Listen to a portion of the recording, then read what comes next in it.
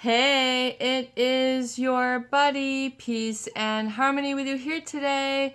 Much love going out to all the beautiful empowered harmonizers. We are zooming in and focusing in on a great viewer question, and that is to look at the opportunity or the experience of the new normal.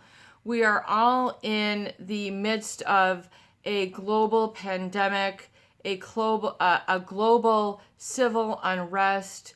A lot of activism is being uprooted and taken to the streets, and the time is right for massive change and radical action. Radical action meaning coming from a place of peace and responsibility, social responsibility, environmental responsibility, and responsibility to humanity and brotherhood and sisterhood at large. This is a massive shift that you and I and we and all are finding ourselves in the midst of. When I say a shift, I mean a shift of perspective. Imagine that you were at a football game or a softball game or a baseball game, and you had your seats, up in the bleachers, up in the very top back row. You couldn't really see anything. It was down at the size of a postage stamp, and then someone comes up to you at your chair and says, "We've got a different view for you. You're going to see the game right up front and a lot more clearly. Would you like front row tickets?" And you'd be like, "Yes, bring me down." And you and your entourage would follow that and then go to get, your front row seats behind first base, second base, home base, wherever it is you like to be. And you would see the game from a much different perspective. Is that correct? Would you be able to see more? Would you be able to feel more? Would you be able to get more excited and more inspired? That is a change of perspective. You, as a human being, have the ability to adapt and adjust and change your perspective. This is one of the sophisticated and advanced aspects of the human being, human cognition, and the emotional system. The adrenals, the fight or flight, the dreaming and visioning and creation aspect of the future. How do you plug into that to change your perspective? Realize that with this, there is really a new normal, and that is the change of perspective. So your back seat, seats, you just got an upgrade to the front row. Basically, you're seeing things up close, and basically it's arousing people to be either a lot more involved, a lot more opinionated, and really it's a need, especially for people who have been through a series of traumatizing or controlling relationships or mindsets that did not serve them, that they're finding out now in their life that they're uncomfortable or unhappy or not fulfilled as the way that they want to be, or generative enough. They're not feeling that they are contributing to their own life in an active basis. They're not contributing to others' lives. They're not contributing to a cause. It's been well known in the study and literature that, when we talk about employee morale, for example, at an organization, the morale is usually highest when it's strength-based and there's an ability to contribute, as well as, so in other words, your feedback matters. It's an interactive environment. There's a lack of morale if people cannot contribute, if they cannot make a statement, if they cannot be heard. And this is the dynamic that people find themselves in, a controlling, narcissistic, or psychopathic relationship. Whatever you want to call it. A bully, a tough guy, a bad girl, a arrogant SOB, a snob, a ne'er-do-well, seedy person, whatever your language is, it's time to kind of get, current with things. And to realize that oftentimes, so for people who have been through a series of traumatizing relationships, controlling, that have created a thought disorder, an emotional disorder, or a feeling of unwell, unhappiness, or limiting self-belief is really where we need to enact change for those people, especially on the channel, who have experienced this limitation that has been imposed on them either by others or by the sort of control aspect where you are either overrided by somebody who's overrided your ability to contribute. In other words, have a communication, a dialogue that goes two directional. And so there is that lack of morale that we have to deal with, that depression, that apathy, and to call it what it is and understand the cause that's created the effect before you can enact change for really a reset or a new normal. You have to understand and reframe it. I am very big on the concept of reframing, meaning that if you are interpreting something as it's the end of this, it's the start of that. No, everything is going down the flusher. Everything is going to H in a hell basket, or whatever you're subconsciously saying.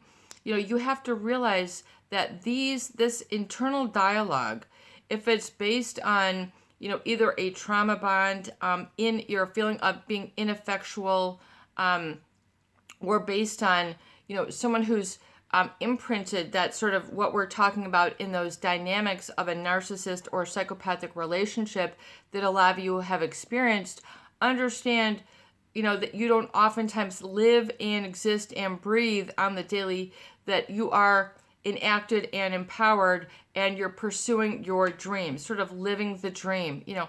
People come to America, I'm living the dream. You might call your team the dream, the dream escapade, or whatever you're, in other words, there is a ability to follow your higher pursuits.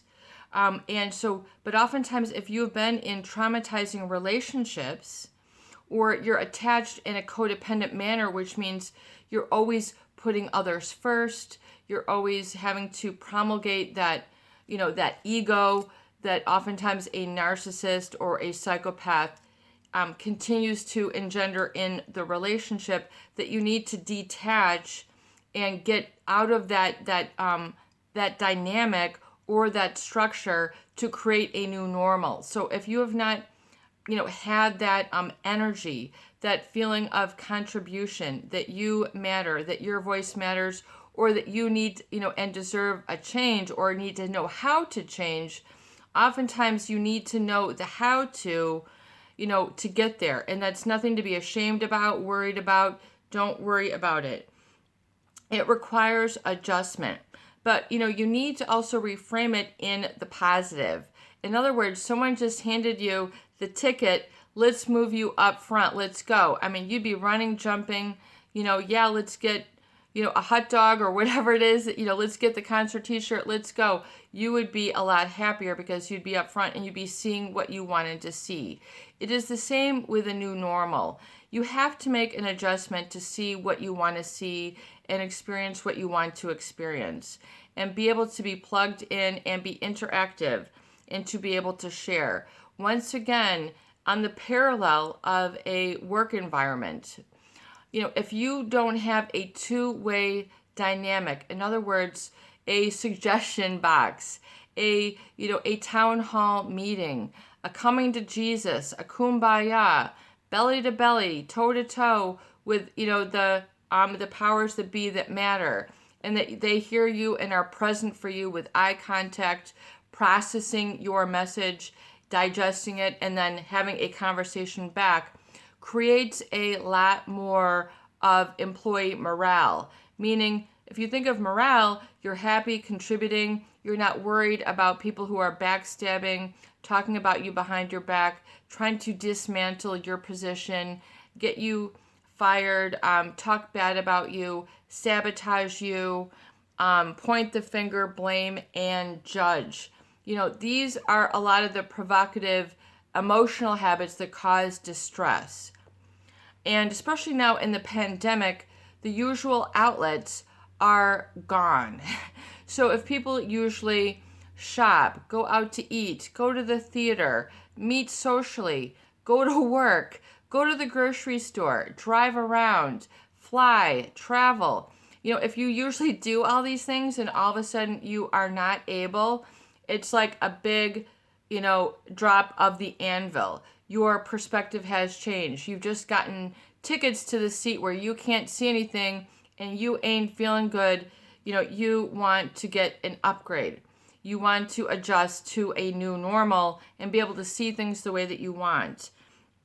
So realize that this requires an adjustment, merely for the fact because the usual is no longer available. So this is a prime opportunity to embrace and seize the day, the carpe diem. But for some people, they don't reframe it in terms of the positive. They are looking at, the Armageddon. They're looking at the worst. They're living in fear and trepidation and anxiety.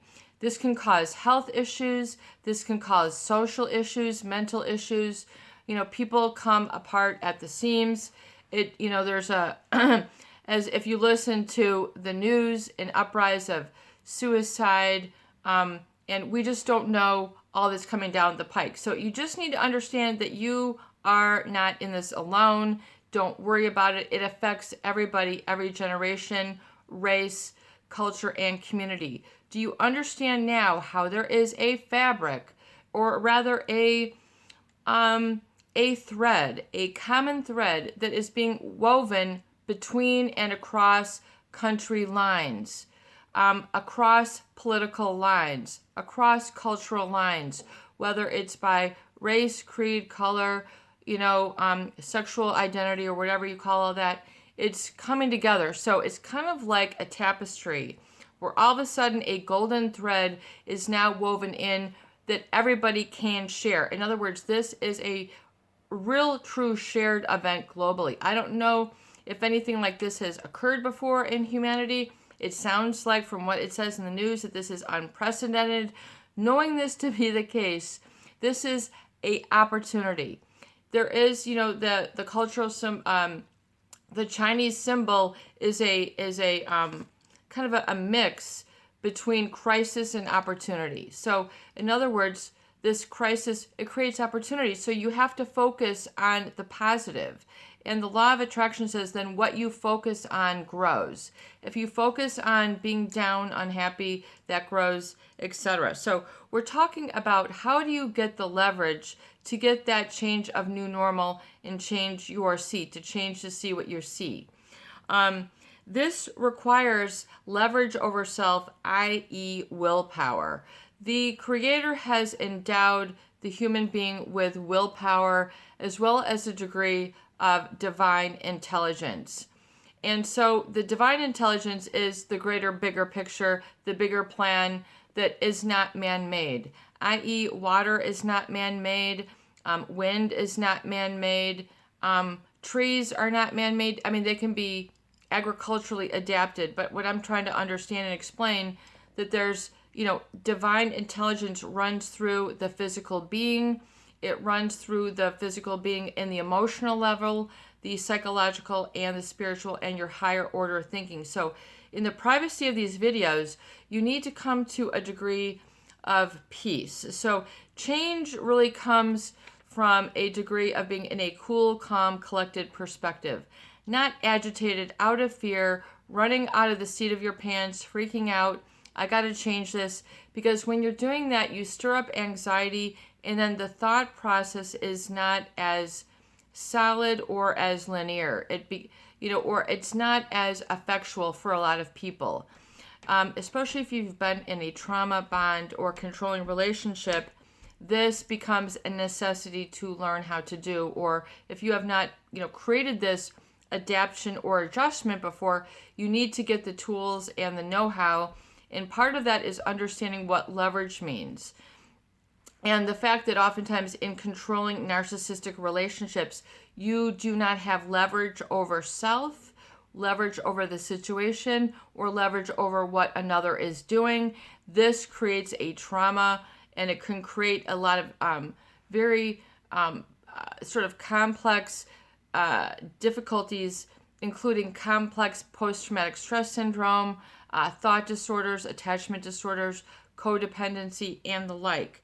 So realizing that you need to come to a state of peace and just at oneness, and with suspending judgment, meaning, the outcome. So you have to detach from the outcome that you thought before. In other words, if the outcome you're always trying to control it, you have to cease and release the outcome and get back to the predecessor that can create the outcome, because too many people are attached to a specific outcome, and now with the change of pandemic, that has unraveled that. So there's a new thread that's waving through the tapestry of what's moving forward and your vision for the future.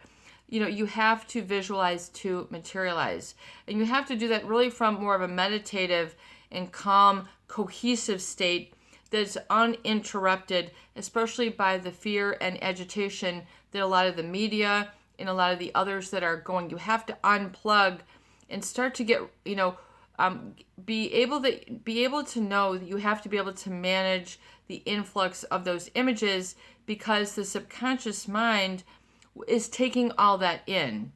You can't underestimate the power of an image or the power of a suggestion.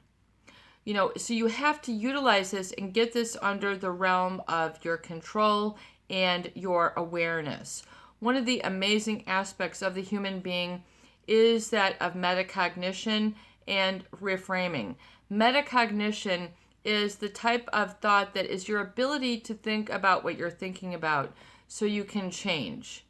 So to get to that level, you have to live there to a certain degree, and then live there on an increasing level so that you can become stronger and resilient and agile and adaptive, and adjust and create a new normal for yourself. That's that upgraded seat where you've just got the first, the seats at your game, wherever it is that you like to see, be, or experience, you've gotten a better seat. So you want to claim those tickets. You don't want to let those go. So realizing that this old, creates an internal dialogue. Oftentimes it creates an attachment to an outcome. So you need to be willing to release that outcome that is you thought was going to happen but has radically changed. So it's okay to say, I am detaching from the outcome and I don't have to control the outcome. I'm going to allow a greater force to assist me that will get my attention, that I'll be able to receive information from my senses.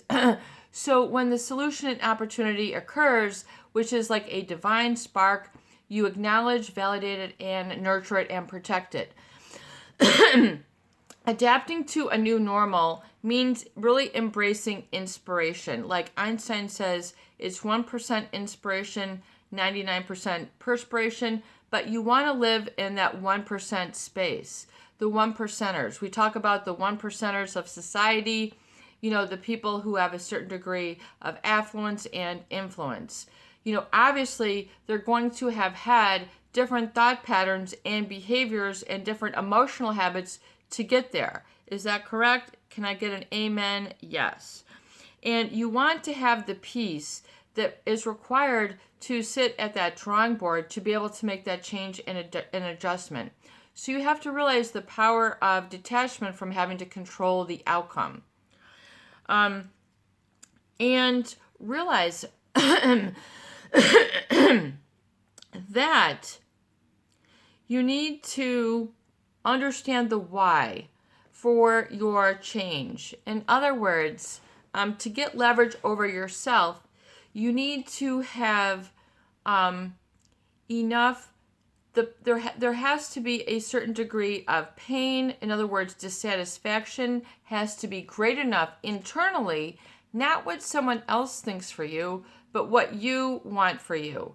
So this is very important that you tap into, and we're going to do a series of videos that go into this because there's a lot of information.